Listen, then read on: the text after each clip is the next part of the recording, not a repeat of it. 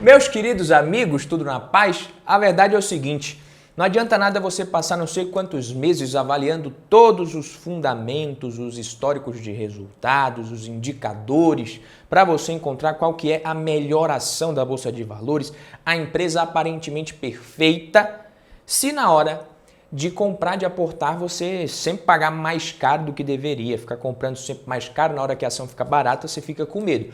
Primeiro que se você paga caro demais numa ação, o seu retorno naturalmente ele vai ser menor do que poderia ser. E segundo, que na maioria das vezes que o investidor, principalmente o iniciante, ele compra caro, compra na hora errada, ele também acaba se precipitando e vendendo na hora errada, cometendo outro erro, o que é ruim, vendendo com prejuízo. Qualquer investidor que entenda o mínimo de análise fundamentalista necessário vai reconhecer que a Ambev, por exemplo, é uma empresa boa, uma empresa lucrativa, tem mais caixa do que dívida e tudo mais.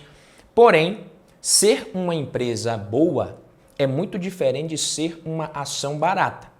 Quem pagou quase R$ 25 nas ações da Ambev em 2019 vai ter um retorno bem diferente de quem comprou em 2020, aproveitando a queda no começo da pandemia. São retornos completamente diferentes. E antes que você já comece a me acusar, eu não sou engenheiro de obra pronta, eu não estou aqui trabalhando com números passados, prevendo o passado, tem nada a ver. Tá? Olha para onde que foi a ação depois que esse fato aconteceu, isso aí é muito fácil. E eu não vim com esse exemplo aqui para dizer que a sua obrigação é acertar qual que é exatamente o melhor momento para você comprar uma ação. Não tem nada a ver com isso. Mas tem duas formas, na verdade três formas de você evitar esse problema e conseguir comprar ações baratas. Na verdade, como eu falei, são três formas e eu vou te falar nesse vídeo aqui, beleza? Então quem já é de casa, deixa o like aqui, Badu Vieira, para mais um vídeo do Valor em Ação. Se é a sua primeira vez aqui no canal, seja bem-vindo, tá? E se você achar o conteúdo interessante, se você tem interesse nesse tipo de conteúdo relacionado a investimentos Bolsa de Valores, você se sinta convidado a se inscrever aqui também para você acompanhar os nossos próximos vídeos. E o que a gente vai ver nesse vídeo? Quando o assunto é esse, ações baratas, a gente sempre lembra daquela frase do Warren Buffett, que é melhor você investir numa empresa boa, pagando um bom preço, um preço justo, do que você investir numa empresa meia boca que esteja aparentemente descontada, ou entre aspas, barata. Ele fala de forma mais elegante, mas a lógica é mais ou menos essa. Se você souber exatamente a frase, você comenta aqui. Muitos investidores ainda estão com esse conceito errado na cabeça, de que ação barata é aquela que tem os múltiplos de valuation muito baixos, P sobre L, PVP, enfim. Mesmo às vezes, apesar de uma série de problemas que uma companhia tem, ela é barata se ela tiver com os múltiplos baixos, o que é uma completa burrice, com toda sinceridade e respeito. Mas um erro que muitos investidores cometem, na minha opinião, é comprar ações, por exemplo, de empresas de altíssima qualidade, aceitando pagar qualquer preço nelas. O mercado ele cobra um prêmio pela qualidade, então mais qualidade é igual a menos risco. E quanto menos risco você tem em qualquer investimento, isso aqui é uma lei universal, menor vai ser o retorno, o potencial de retorno. É claro que quando você tem mercados de alta, esse tipo de ação de altíssima qualidade costuma ficar um pouco mais esticada ainda.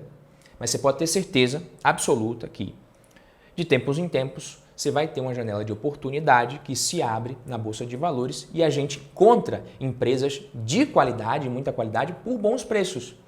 E é aqui que está a grande virada de chave para quem quer investir nesse tipo de ação. Nesses momentos, nessas ocasiões, você pode encontrar esse tipo de empresa barata. É aquela ação que você olha, você bate os números, você vai pensar o seguinte, pô, ou eu tô maluco das ideias, tô ficando panqueca da cabeça aqui, ou o mercado está cego, ou está todo mundo muito doido achando que a Bolsa de Valores nunca mais vai subir, porque uma empresa dessa aqui, com esses fundamentos excelentes, sendo negociada por esse preço. Então foi o caso recente aí de várias empresas que a gente teve, por exemplo, o Banco do Brasil, o BBS3, né, e o resultado, você já sabe, quem comprou o Banco do Brasil está rindo à toa. Itaúsa, há um tempo atrás, por R$ 7,50 a R$ 8,00, um P sobre L de 5,7 vezes, um PVP praticamente igual a 1 e um ROI na casa de 18% até mais. Um tempo atrás a gente tinha Itaúsa sendo negociada nesses patamares. A maior parte das dicas que eu vou passar aqui no vídeo de hoje para vocês são lições atemporais do maior investidor do mundo de todos os tempos, o Warren Buffett. Tá? Então, se tem uma pessoa nesse mundo que sabe comprar empresa boa, ação barata, né? É ele. Warren Buffett já fez isso diversas vezes e ele enche a mão quando ele acerta. E o primeiro passo para você encontrar ações baratas, segundo ele, é justamente você identificar as que são caras e não comprar. A boa notícia é que você encontrar uma ação cara é mais fácil do que você encontrar uma ação barata, principalmente quando a bolsa está subindo muito. A ação barata é o que todo mundo quer, a ação cara não. Então, como é que você pode, por exemplo, identificar uma ação que está esticada? Geralmente, a empresa que está com múltiplo muito esticado, ela está passando por um bom ciclo, a ação está subindo muito, por isso os múltiplos às vezes estão altamente esticados. Então a dica é você olhar o seguinte, esse múltiplo alto, ele se sustenta se a empresa às vezes começar a apresentar um crescimento menor que nos últimos anos, ou não. Se ela começar a apresentar esse crescimento menor, esse múltiplo ele vai comprimir e nunca mais volta, porque essa empresa ela é 880, ela precisa realmente crescer muito para justificar. Na minha opinião, a VEG3 é um exemplo de uma empresa que estava cara em 2020 para 2021 ali. Eu comprei ações da VEG em 2018 e um dos meus maiores erros na Bolsa de Valores foi vender essa ação depois que eu tinha obtido ali já uma boa valorização em 2019. Então já tinha valorizado mais de 100% e eu vendi boa parte das minhas ações. Depois as ações subiram muito mais. Depois até comprei um pouco mais de VEG quando caiu em 2022. Mas aquilo foi um erro. Hoje, eu acho que abaixo dos R$30 talvez seja um bom preço para você comprar ações da empresa. Claro que correndo risco também. Se cair abaixo dos 30 eu compro, porque eu sei que é realmente, indiscutivelmente, uma empresa de altíssima qualidade. Mas você vê, quando o VEG cai muito, apanha muito, ela vai ali para os R$37, R$35. Por quê? Porque é uma empresa que realmente está muito esticada.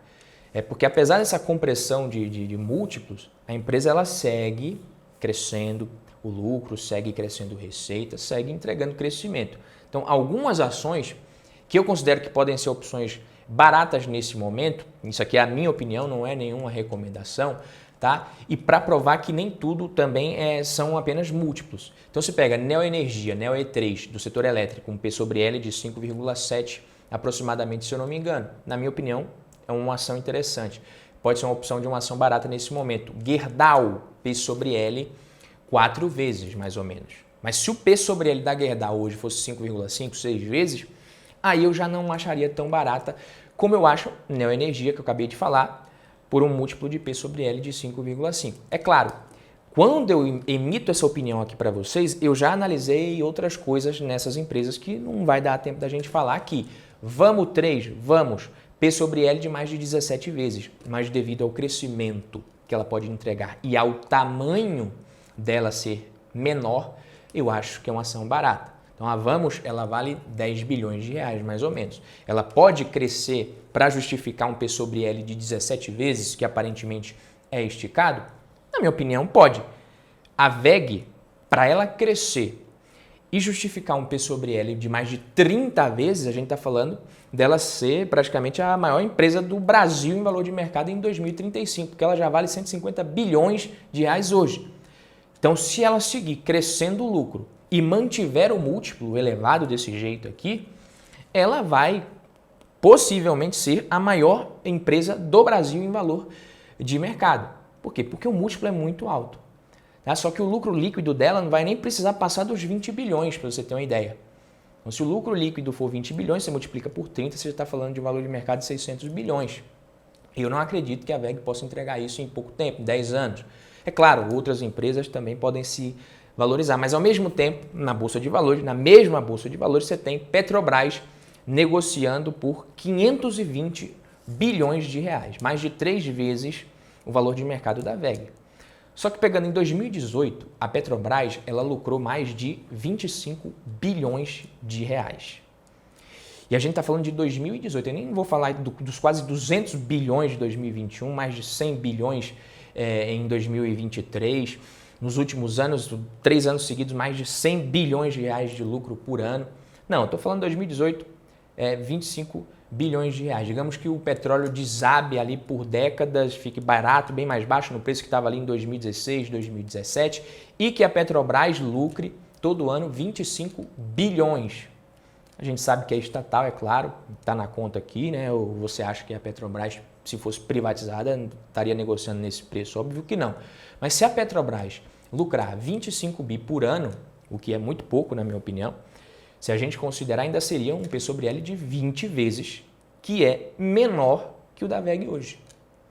O que você acha mais provável? A Petrobras estar lucrando 25 bilhões de reais por ano, ou mais, nos próximos anos, ou a WEG bater um lucro líquido de 18, 20 bilhões, que ela vai precisar crescer muito para conseguir fazer isso, que é o lucro da WEG, não é nem de 6 bilhões, se eu não me engano, e ainda assim continuar projetando um crescimento muito acelerado e muito alto daqui a 10 anos. Porque para ela ser um investimento melhor, ela precisa crescer como ela cresceu nos últimos anos, que foi muito, e manter a expectativa de crescimento acelerado também, para justificar que esse múltiplo ele vai continuar alto, se você comprar agora. Porque daqui a 10 anos, o lucro da WEG pode ser até de 30 bilhões de reais, vai crescer pra caramba. Mas se o mercado, daqui a 10 anos, projetar um crescimento bem menor e o P sobre L dela for de cerca de 10 vezes, o valor de mercado vai ser de 300 bilhões e não de 600, como a gente viu. Então, na minha opinião, Petrobras hoje está relativamente bem mais barata do que a WEG, mas se o P sobre L da WEG às vezes cair abaixo de 20 vezes, 18 vezes, aí talvez eu já comece a mudar de ideia, entendeu? É claro que logo no começo, quando você começou a estudar sobre investimentos bolsa de valores, você deve ter aprendido que nem todas as empresas são iguais, que elas se diferem ali por segmentos, tamanho, crescimento, ou é dividendo, algumas mais alavancadas, outras são de commodities, com resultado mais volátil, outras empresas estão passando por um período de recuperação, turnaround, enfim, realmente isso é verdade mesmo. Não dá para você comparar WEG com Petrobras apenas com base em múltiplos e também não foi isso que eu acabei de fazer aqui agora. Mas enfim, não adianta você tentar avaliar todas as empresas da mesma forma. E eu imagino que depois de um tempo investindo, você já tenha identificado quais são os tipos de ações que você tem mais facilidade para analisar, para acompanhar, para saber se está valendo a pena, se não está, e quais você não entende muito. Só que o seu dinheiro, tá, que você vai investir, ele não é infinito, né? Se o seu dinheiro fosse infinito, você não precisava nem investir, né? Não ia faltar dinheiro para você nunca. Só que tem uma coisa chamada custo de oportunidade. Então, se você não vai conseguir encontrar ações baratas, como eu falei, em todos os setores. Então, você vai olhar, pô, se eu tenho um dinheiro aqui que é limitado para investir, essa ação está mais interessante que essa, eu vou investir nessa. É claro que você precisa diversificar também, mas você entendeu aqui o que eu quis dizer. Você não vai achar ações baratas com facilidade, você não vai ter essa facilidade em todos os setores. Então, você não é analista, você vai acabar ali se especializando em alguns setores, segmentos, 2 ou 3 no máximo. Então, setor elétrico, financeiro, etc. E aí vai ter investidor que não vai saber, por exemplo, avaliar ações de commodities, tá? E aí o mais indicado para esse investidor, digamos, para que seja o seu caso, olha, commodity não é muito a minha praia. Significa que é um setor ruim, que você tem que ficar longe dessas empresas como Petrobras, Vale, Suzano, tantas outras? Não, é um bom setor, dá para ganhar muito dinheiro. Mas se você não sabe identificar, você aceita, tá? E compra de forma recorrente nas baixas, permanece aportando por um tempo, investe através de ETFs que se expõem ali àqueles setores, às vezes na Bolsa Americana, enfim, você pode investir de forma indireta nesses setores, sem ser você mesmo ali escolhendo as ações. Se você não consegue avaliar, você pode procurar uma consultoria, um consultor de investimentos, uma casa de análise que vai te trazer ali as recomendações mais mastigadas. Então é mais inteligente você se manter dentro do seu ciclo de competência. Calma que a gente já vai chegar no passo a passo para você fazer o valuation e identificar uma ação barata, tá? Mas com base nos seus pontos fortes, na sua forma de analisar, você vai ter ali o seu círculo de competência, onde você vai conseguir identificar ações baratas com mais facilidade. E aí, de forma bem simples, o preço de qualquer empresa na Bolsa de Valores, ele vai variar ali, e o preço justo que você tem que pagar tem que ser de acordo com a capacidade de geração de caixa futura dessa empresa trazida a valor presente. Qual que é o mais difícil? É você projetar quanto que essa empresa vai gerar de caixa no futuro. Tá? Porque aqui é uma opinião que vai estar enviesada, vai depender de várias premissas. Se você muda uma coisa, você pode chegar num valor justo completamente diferente. E aí depois disso é que você vai trazer esse valor para o presente, considerando alguns fatores, como inflação, taxa de juros, prêmio de risco. Tá? E o risco é algo que muito investidor, principalmente quem está começando, não considera. Presta atenção nisso aqui que é importante, galera. Quando você vai investir numa empresa de capital aberto, todo mundo fica de olho ali no retorno, mas esquece do risco. Você tem que buscar empresas que tenham uma rentabilidade que justifique o seu investimento, ou seja, o ROI, por exemplo, que mede o retorno para o acionista, o Return on Equity, que divide o lucro líquido pelo patrimônio líquido, quanto maior, melhor. É claro que isso vai depender do setor, né, de quanto que a empresa está crescendo, mas quanto maior o retorno, a rentabilidade, melhor. Só que isso aqui, depois que você olha o potencial de retorno, você tem que analisar os riscos também, porque quanto mais arriscada, mais retorno você vai exigir. Então, quanto menor a empresa, mais arriscada, e aí você vai ter que exigir uma rentabilidade maior para investir. E o que mostra para você o quão arriscada é uma empresa, em termos relativos aqui? Muita coisa vai te dar sinais com relação ao nível de risco de uma empresa, mas alguns fatores principais são o endividamento, quanto mais endividada, mais arriscada, instabilidade da receita e do lucro, e aqui que você tem a instabilidade da receita e do lucro. Empresas de commodities são mais arriscadas que uma empresa do setor elétrico, que tem uma receita mais previsível, corrigida pela inflação. Governança, por isso que eu falei naquela hora, né? Eu até aceito aquele P sobre L na Neoenergia, mas na Gerdau não. Instabilidade bem maior na receita. Governança corporativa frágil, isso aqui é mais risco. Um setor mais sensível à atividade econômica, principalmente aqui no Brasil, varejo, por exemplo, é uma empresa mais arriscada, muito mais arriscada. Uma concorrência muito alta, tudo isso traz mais risco.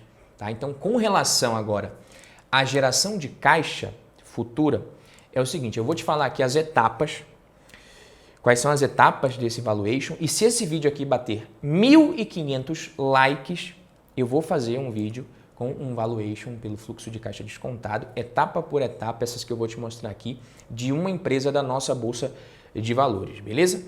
Então, para você chegar no valor justo de uma ação, o passo a passo, ele é simples. Primeiro, projeção dos fluxos de caixa futuros. Essa é a parte mais difícil.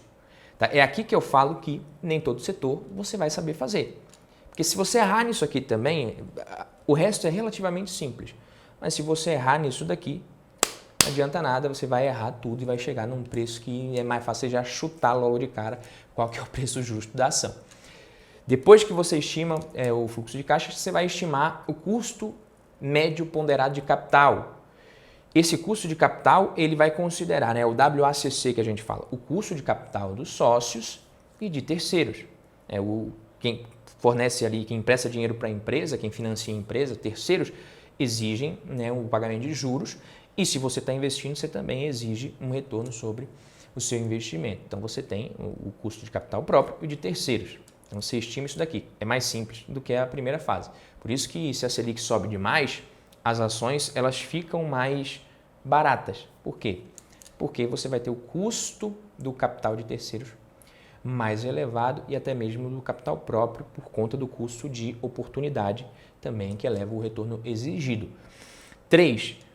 Projeção da perpetuidade ou valor terminal. Você não vai projetar esse fluxo de caixa daqui a 100 anos. Né? Não vai, não faz sentido. Depois do 6º, 8º ano ali, você já não tem mais previsibilidade praticamente nenhuma. Nem nos próximos anos você tem tanta previsibilidade, tem risco nessa estimativa, mas depois disso é o valor da perpetuidade. Depois, o 4º passo, cálculo do valor presente, o valor de firma. E o 5º, você vai calcular o valor justo para os acionistas, mel na chupeta aqui, você desconta a dívida líquida e divide pelo número de ações em circulação, já era. Se bater 1.500 likes, no próximo vídeo dessa playlist vai ser esse passo a passo para uma ação da nossa Bolsa de Valores na prática. Beleza? Então deixa o like aqui, compartilha esse vídeo.